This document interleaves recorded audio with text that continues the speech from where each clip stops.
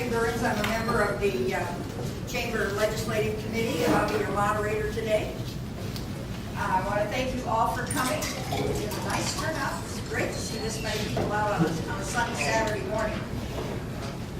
We'll follow our usual procedure today with opening remarks from both the senator and our representative, and then we will follow that with prepared questions that the legislative committee has designed beforehand, and then we will open it up to questions from the audience. The one thing I ask of you when we get to the audience participation part is please put it in the form of a question, and please identify yourself, and if you represent a group, please identify that group as well.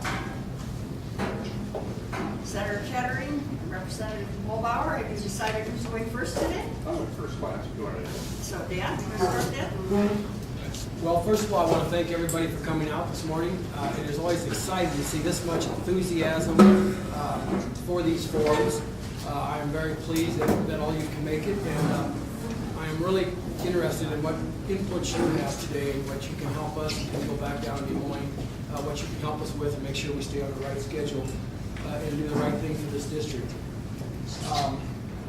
We've been down there now for a few weeks, and Patty and I are starting to settle into the stream of what's going on down there. We're getting much more comfortable with it. Patty was very overwhelmed to start with as far as keeping all the books and everything up to date, but doing quite well. We're getting along. It's really getting to be exciting and fun down there.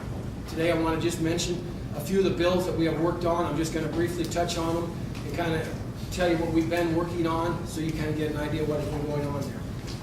First of all, I want to mention House File 111, and this is a bill establishing whether or not that you have the right to choose health insurance or not for yourself, whether you want to take it out or not.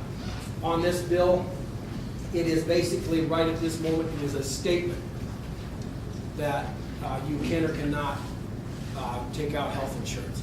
It comes into a constitutional, whether it is constitutionally right or not to take out health insurance, and the Supreme Court is working on it right now. So at this point, it's just a statement being made. Another House File 149, a right to work bill. That is another statement for the state of Iowa stating that Iowa is a right to work law, and I voted for that bill. That was brought up when we were campaigning. What I thought of right to work, well, I voted for the right to work bill. Another big bill we had come up last week was HJR 6, and this is the same-sex marriage amendment. And there again on this one, I voted for this. Our district was in favor of keeping marriages as man and woman, and this is what I followed through on what I told you I would do. I broke our party lines. There's only 2 Democrats that voted for this bill, and I was one. Then we come down to HF 185. This gets into our schools, and this was out of committee. It has not come to the floor yet, but it is allowable growth for schools. And right now they are proposing a 0% allowable growth for our schools. There is another bill attached with this that is a guarantee of our rate where the schools are at.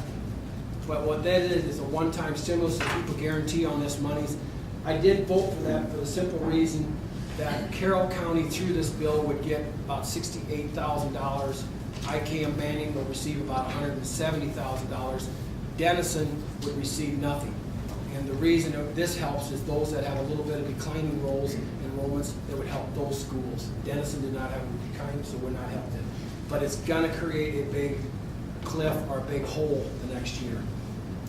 HJR 2, and this is with iJobs. This is passed out of committee. This is a bill that the Republicans passed.